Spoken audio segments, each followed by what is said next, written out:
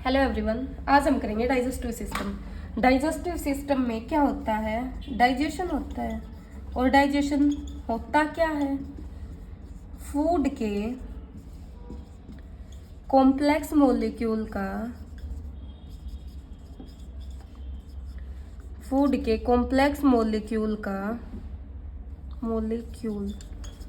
का simple molecule में टूटना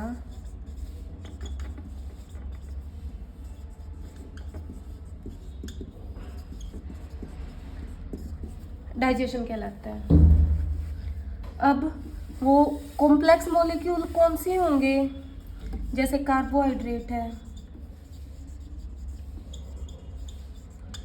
फैट है, प्रोटीन है, ये कॉम्प्लेक्स मॉलिक्यूल है और इनका सिंपल मॉलिक्यूल में टूटना। अब इनके सिंपल मॉलिक्यूल कौन से होंगे? कार्बोहाइड्रेट टूटेगा ग्लूकोज में, फैट ग्लाइसरोल और फैटी एसिड में, और प्रोटीन टूटता है अमीनो एसिड में, या फिर प्रोटीन की स्मॉलेस्ट यूनिट होती है अमीनो एसिड। बहुत सारे अमीनो एसिड मिलके प्रोटीन बनाते हैं, ग्लाइसरोल और फैटी एसिड मिलके फैट बनाएंगे और ग्लूकोज मिलके कार्बोहाइड्रेट बनाएंगे। ये डायरेक्ट फूड में मिक्स नहीं होते, ब्लड में मिक्स नहीं होते, तो इनको ब्लड में मिक्स करने के लिए पहले सिंपल मॉलिक्यूल में तोड़ना पड़ता है। सिंपल मॉलिक्यूल में पहले इनको तोड़ना पड़ता है। अब डाइजेस्टिव सिस्टम दो पार्ट में करते हैं, हम दो पार्ट में इसको डिवाइड करते हैं। एक तो एलिमेंट्री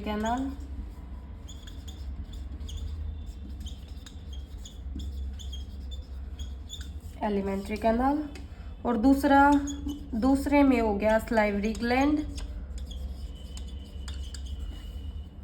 स्टमक, पैनक्रियाटिक ग्लैंड या फिर pancreas, liver, gall bladder, intestinal gland, दोनों इंटेस्टाइन आ गई, स्मॉल बी और लार्ज बी, ये सारी चीजें आती हैं इसमें। जो एलिमेंट्री कैनाल होती है वो 9 से 10 मीटर में तो, और फिट में 26 से 33 फीट की होती है।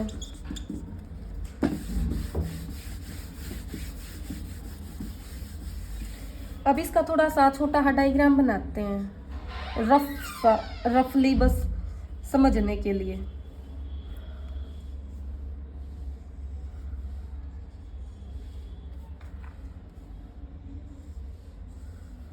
थोड़ा सा छोटा बना रही हूँ ताकि पूरा आ जाए, फिर भी लग तो नहीं रहा पूरा आ जाएगा।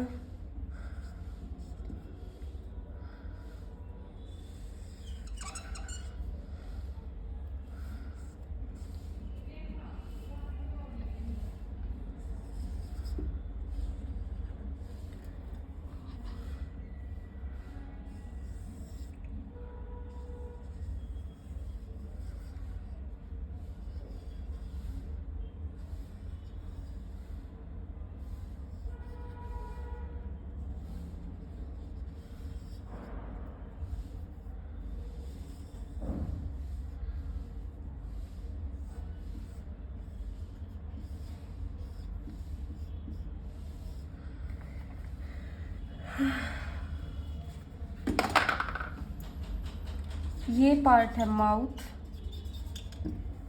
ये है फेरिंग्स, ये है स्टमक, यहाँ स्टमक के ऊपर ये है लीवर के नीचे यहाँ ट्रायंगल लाइक स्ट्रक्चर होता है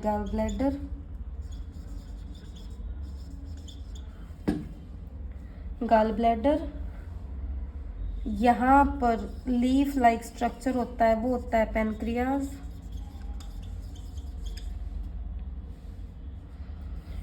ये होती है ये वाली लार्ज इंटेस्टाइन,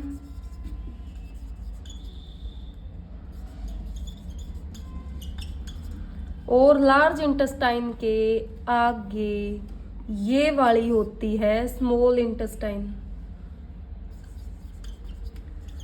स्मॉल इंटेस्टाइन।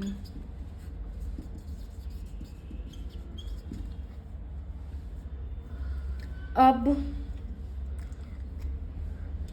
इनके बारे में एक एक करके देखते हैं, हर एक पार्ट के बारे में। माउथ के बारे में देखेंगे, pharynx, liver, gall bladder, stomach, large intestine, small intestine, यहाँ डाइजेशन होता कैसे है, क्या कुछ, सब कुछ देखते हैं वन बाय वन, बिल्कुल डिटेल में देखेंगे। सबसे पहले माउथ से स्टार्ट करते हैं। डाइजेशन मुंह से स्टार्ट हो जाता है। Digestion starts from mouth. मुंह से डाइजेशन शुरू हो जाता है। यहाँ पर 3 ग्लैंड पाई जाती हैं। बहुत ही इंपॉर्टेंट टॉपिक है ये, लगभग हर एक एग्जाम में इससे क्वेश्चन पुट अप किया जाता है। 3 ग्लैंड कौन कौन सी? पैरोटिड ग्लैंड, दूसरे नंबर सबमैंडिबुलर,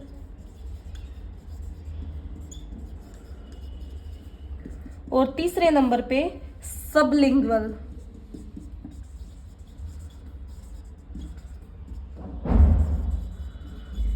पैरोटिड ग्लैंड सबसे बड़ी होती है और सबलिंगुअल छोटी।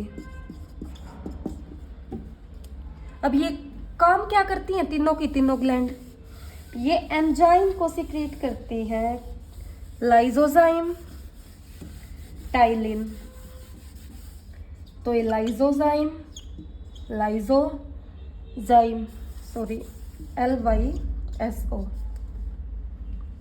ये लाइसोजाइम और टाइलिन एंजाइम को सीक्रेट करती हैं।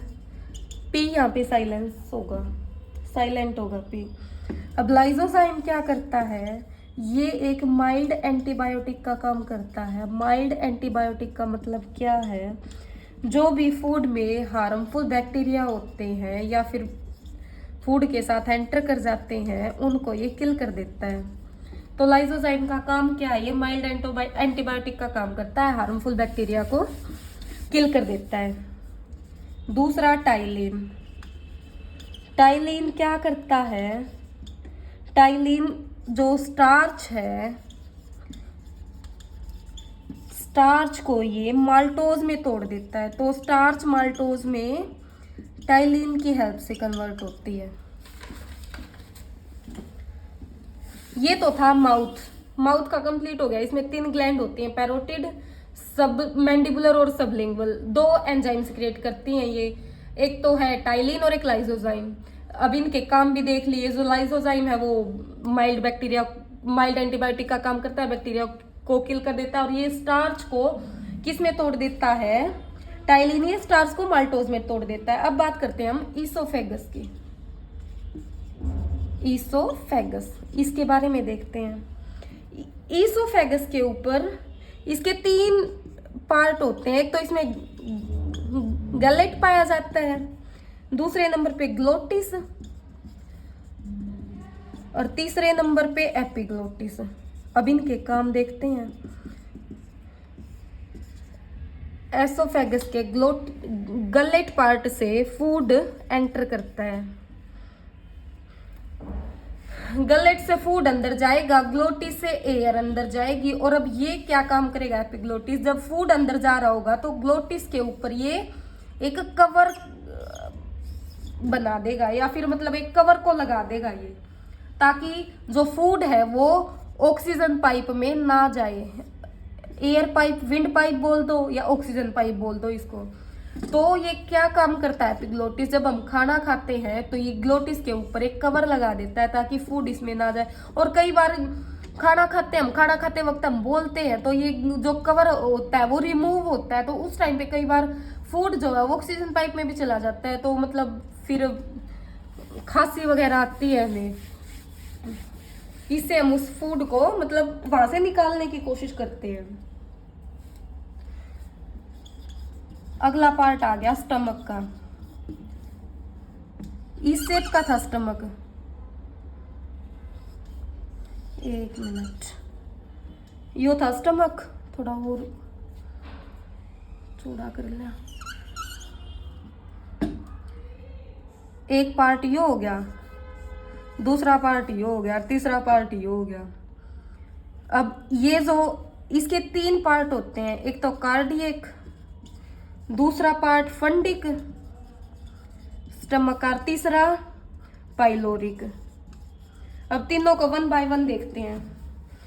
जो कार्डियक होता है, ये फूड आ गया, फूड को दोबारा से जाना अलाउ नहीं करता, तो फूड का गो बैक ये अलाउ नहीं करता, फूड को वापस नहीं जाने देता एसोफेगस पे। फंडिक क्या काम करता है? फंडिक की जो वाल होती हैं, ये वाली वाल, तो इनकी वाल के ऊपर गैस्ट्रिक ग्लैंड पाई जाती हैं। कौन सी ग्लैंड पाई जाती हैं? इनकी वॉल्स के ऊपर गैस्ट्रिक ग्लैंड पाई जाती हैं। गैस्ट्रिक ग्लैंड का क्या काम करती हैं? गैस्ट्रिक ग्लैंड गैस्ट्रिक जूस को सिक्रेट करती हैं। तो गैस्ट्रिक फंडिक पार्ट से ही गैस्ट्रिक जूस निकलता है और इसकी वॉल पे गैस्ट्रिक ग्लैंड पाई जाती है, जहां से गैस्ट्रिक जूस सिक्रेट होता है। गैस्ट्रिक जूस यहाँ से निकलता है। अब फंडिक भी पार्ट हो गया। अब बात देखते हैं पाइलोरिक पार्ट की। पाइलोरिक पार्ट क्या करता है? ये म्यूकोसा। अब म्यूकोसा का भी काम देखेंगे आगे, क्या करती है ये म्यूकोसा और जी सेल का निर्माण करता है। जी सेल और म्यूकोसा का को बनाता है। जी सेल क्या होती है? Gastrin cell. गैस्ट्रिन सेल और जी सेल को, मतलब गैस्ट्रिन सेल और म्यूकोसा को बनाती है। अब जी सेल का काम देख लेते हैं क्या होता है। जी सेल से गैस्ट्रिन निकलता है, गैस्ट्रिन हार्मोन। ये गैस्ट्रिन हार्मोन क्या करता है? पूरा का पूरा पाइलोरिक पार्ट बना लेते हैं। नीचे वाला पाइलोरिक पार्ट हो गया, ये इसकी वॉल होगी, यो बस पाइलोरिक पार्ट है।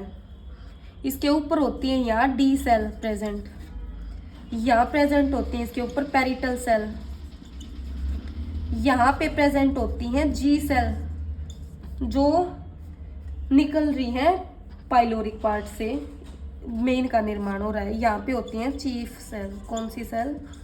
Chief cell.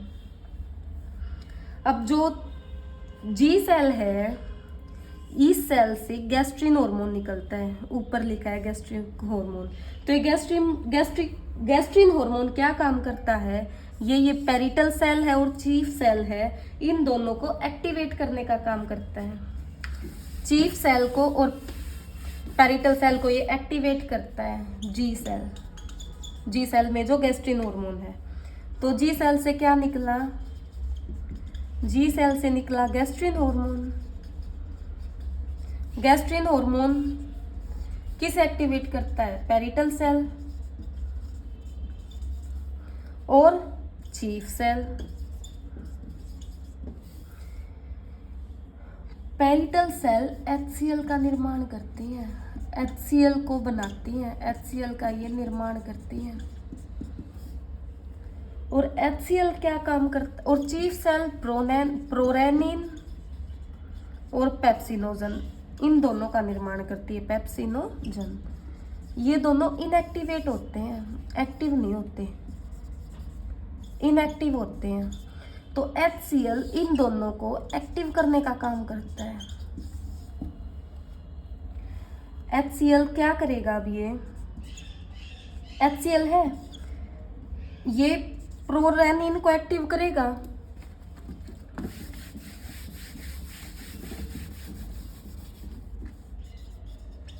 प्रोरेनिन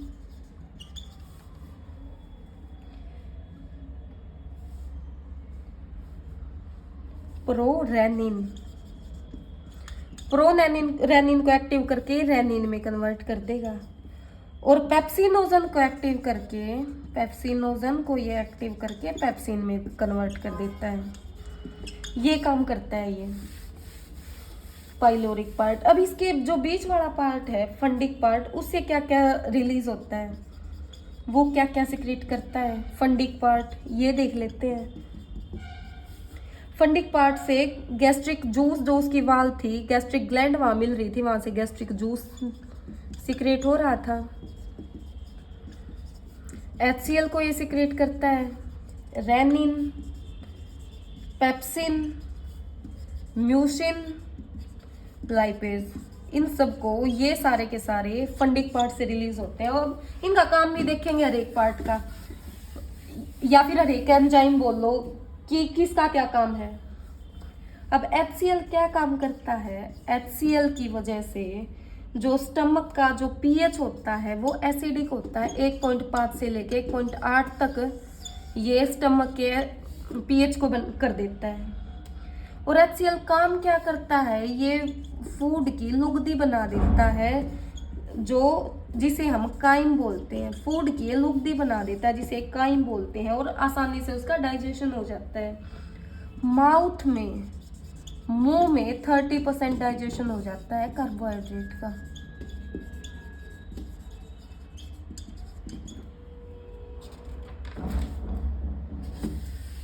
अब हम ज्यादा तला हुआ खाएंगे तो उसको डाइजेस्ट करने के लिए ज्यादा HCl सिक्रीट होगा।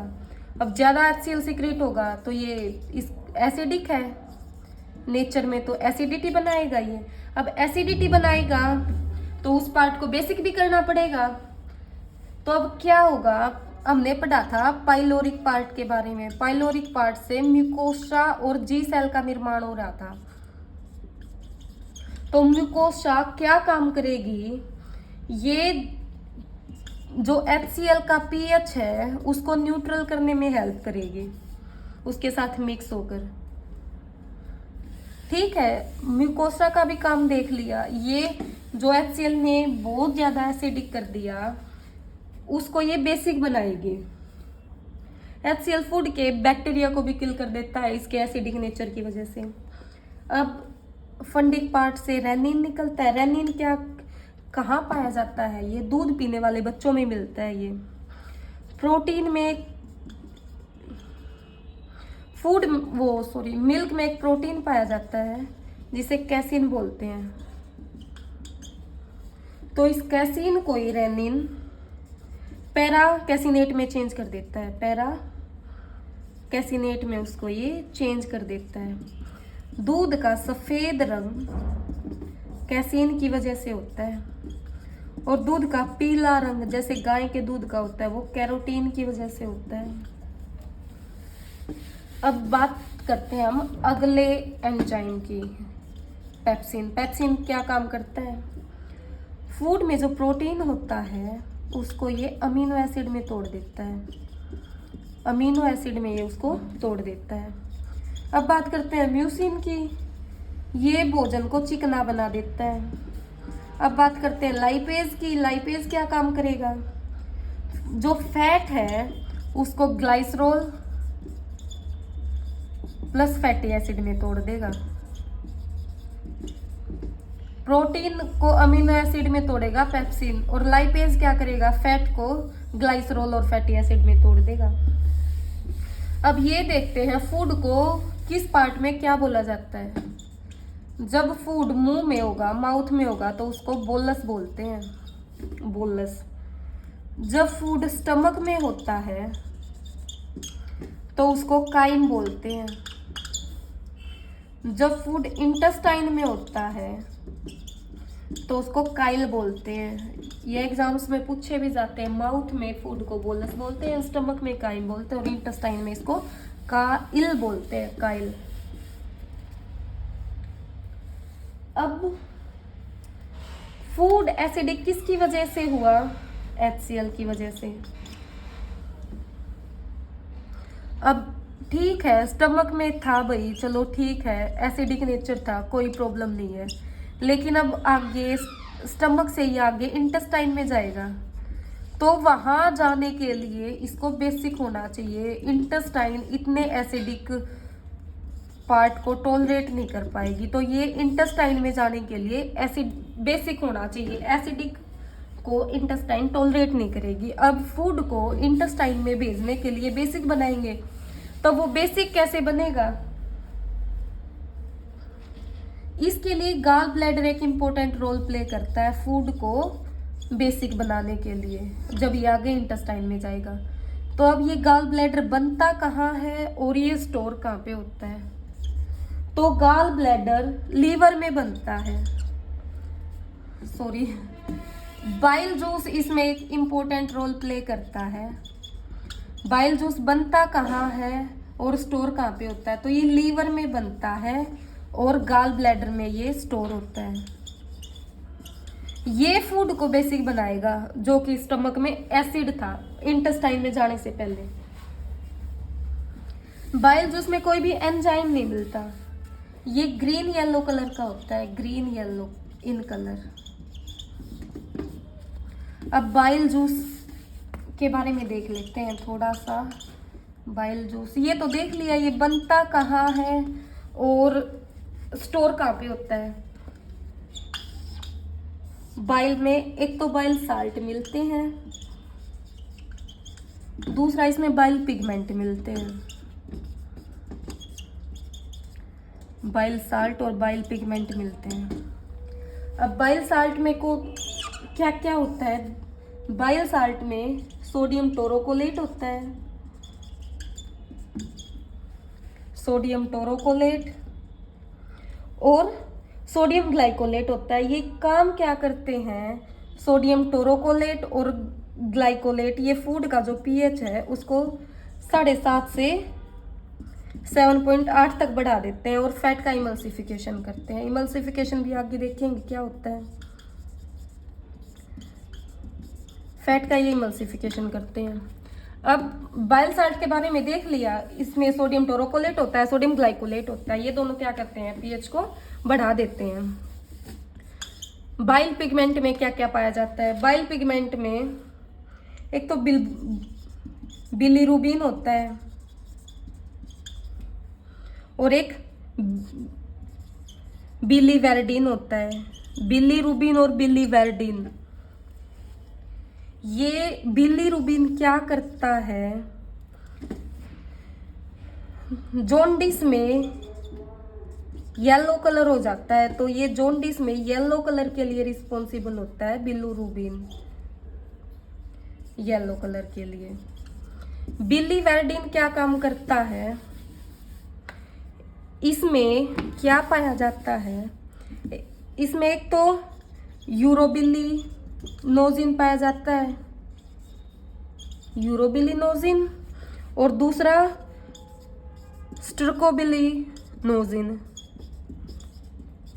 दो चीज मिलती हैं इसमें, यूरोबिलिनोजिन और स्टर्कोबिलिनोजिन। ये किस में पाई जाती हैं? ये बिलीवेरडिन में पाई जाती हैं, जो किसका पार्ट है? जो बाइल पिगमेंट का पार्ट है। और बाइल पिगमेंट किसका पार्ट है? ये बाइल जूस का पार्ट है। अब यूरोबिलिनोजिन यूरोक्रोम बनाता है। यूरोक्रोम किसके लिए रिस्पॉन्सिबल होता है? यूरिन के येलो कलर के लिए रिस्पॉन्सिबल होता है यूरोक्रोम। और अब ये जो स्टर्कोबिलिनोजिन है, स्टर्कोबिलिन बनाता है। ये किसके लिए रिस्पॉन्सिबल होता है? ये यूरिक एसिड के भूरे रंग के लिए रिस्पॉन्सिबल होता है। अब यूरिन में स्मेल जो आती है वो किसकी वजह से आती है? वो यूरिनोइड्स की वजह से आती है। उसमें यूरिनोइड्स प्रेजेंट होते हैं, उसकी वजह से स्मेल आती है।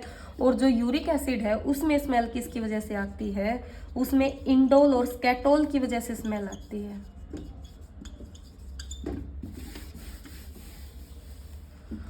अब ये बिलीरुबिन और बिलीवेरडिन हमें मिलते कैसे हैं? ये हीमोग्लोबिन के विखंडन से हमें प्राप्त होते हैं। जो पैनक्रियाटिक एंजाइम है, ये जितने भी ये पैनक्रियाटिक एंजाइम हैं इनको रियल डाइजेस्टिव एंजाइम बोला जाता है। रियल डाइजेस्टिव एंजाइम इनको बोला जाता है। स्टमक का पार्ट कर लिया, बिल्कुल डिटेल में किया है, कुछ भी नहीं छोड़ा स्टमक का। अब हम बात करते हैं स्मॉल इंटेस्टाइन की। इसके भी 3 पार्ट होते हैं। थोड़ा सा इसका डायग्राम बनाते हैं।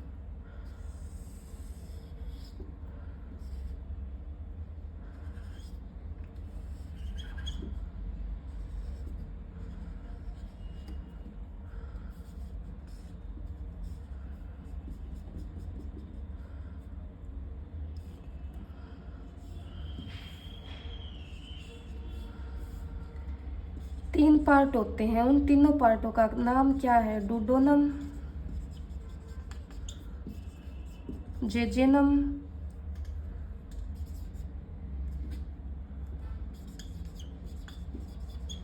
और इलियम।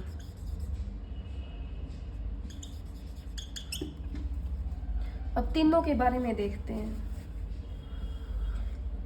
सबसे ज़्यादा फूड यहाँ इस पार्ट में डाइजेस्ट होता है, सबसे ज़्यादा, और जो फूड का लास्ट डाइजेशन है वो जेजेनम में हो जाता है। अब इलियम क्या काम करती है, इसके यहाँ वॉल्स पे माइक्रोविलाइज पाई जाती हैं, माइक्रोविलाई, फिंगर लाइक स्ट्रक्चर। ये माइक्रोविलाई क्या करती हैं, ये फूड में जो ग्लूकोज और अमीनो एसिड है, फूड में जो भी ग्लूकोज, अब ग्लूकोज किससे मिल रहा है हमें, कार्बोहाइड्रेट से, और अमीनो एसिड किससे मिल रहा है, प्रोटीन से। तो फूड में जो ग्लूकोज और अमीनो एसिड है उसको ये एब्जॉर्ब करके ब्लड में मिक्स कर देती है माइक्रोविलाई। और जो फैटी एसिड और ग्लाइसरोल है ये किससे मिल रहे हैं, फैट से। तो इनको ये कहाँ एब्जॉर्ब करके किस में मिक्स कर देती है, इनको एब्जॉर्ब करके लिम्फ में मिला देती है, लिम्फ में ये मिला देती है इनको एब्जॉर्ब करके। अब इंटेस्टाइन से कुछ इंटेस्टिनल जूस भी निकलते हैं, कौन कौन से क्या काम करते हैं वो देखते हैं। सुक्रेज, माल्टेज, लाइपेज, इरेप्सिन, ये सारे के सारे हमें स्मॉल इंटेस्टाइन से मिलते हैं।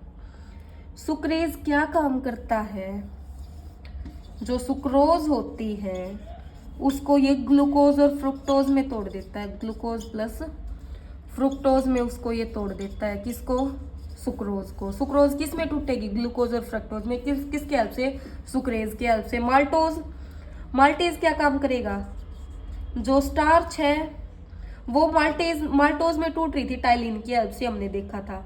और जब अब आगे माल्टोज भी टूटेगा, वो टूटेगा ग्लूकोज में, तो वो माल्टेज की हेल्प से टूटेगा। लाइपेज ये फैट का कंप्लीट डाइजेशन करती है। इरेप्सन क्या काम करती है, जो प्रोटीन के डाई और ट्राई पेप्टाइड बॉन्ड है उनको तोड़कर ये अमीनो एसिड में चेंज कर देती है।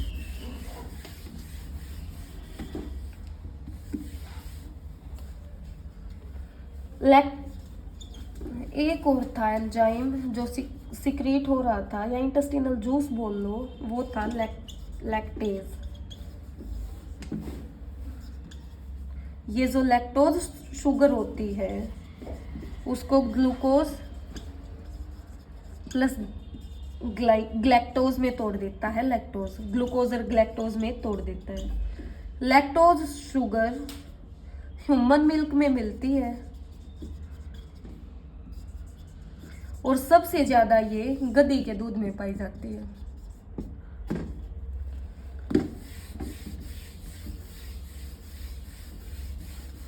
एक हमने इसोफेगस के बारे में भी देखा था, 3 पार्ट देखे थे उसके, गलेट जहाँ से फूड जाएगा, ग्लोटिस जहाँ से एयर जाएगी, और तीसरा था एपिग्लोटिस जहाँ से क्या होगा, जब हम फूड को खाएंगे या फिर हम भोजन को खाएंगे तो ये ग्लोटिस के ऊपर कवर लगा देगा, एपिग्लोटिस। अब यहाँ फूड का कोई डाइजेशन नहीं होता, लेकिन यहाँ से फूड जाता है, तो ये इस टाइप की कुछ फॉर्मेशन होती है इसकी। यहाँ से ये फूड जा रहा है, यहाँ से ये कॉन्ट्रैक्ट,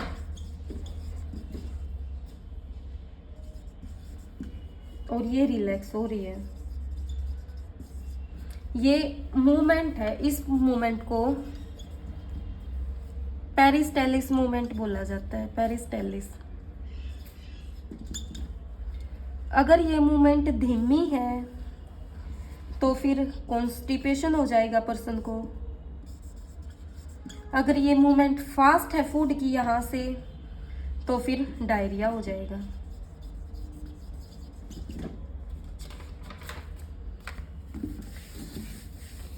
बिल्कुल डिटेल में माउथ के बारे में देख लिया, इसोफेगस देख लिया, स्टमक देख लिया, जहाँ जहाँ डाइजेशन होता है, क्या कुछ यहाँ से निकलते हैं, इनके पार्ट देख लिए, स्मॉल इंटेस्टाइन देख लिया।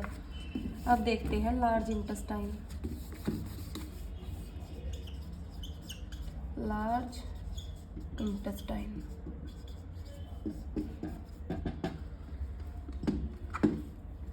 लेंथ में 1.5 मीटर की होती है। इसके भी 3 पार्ट होते हैं, कोलोन, कैकम, सिकम बोल लो, कोलोन, सिकम और रेक्टम। काम क्या करती है ये लार्ज इंटेस्टाइन?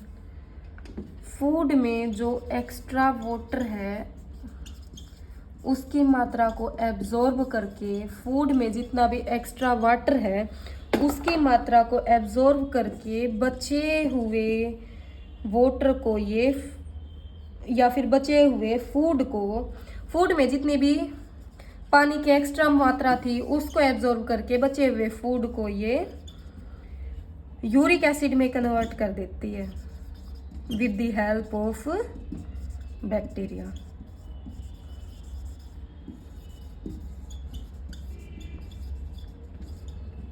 ये था हमारा कंप्लीट डाइजेस्टिव सिस्टम।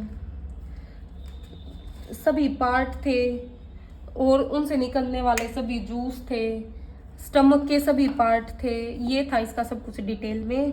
आगे हम हमारा नेक्स्ट टॉपिक करेंगे। कंप्लीट डिटेल में था ये digestive system. Thank you very much.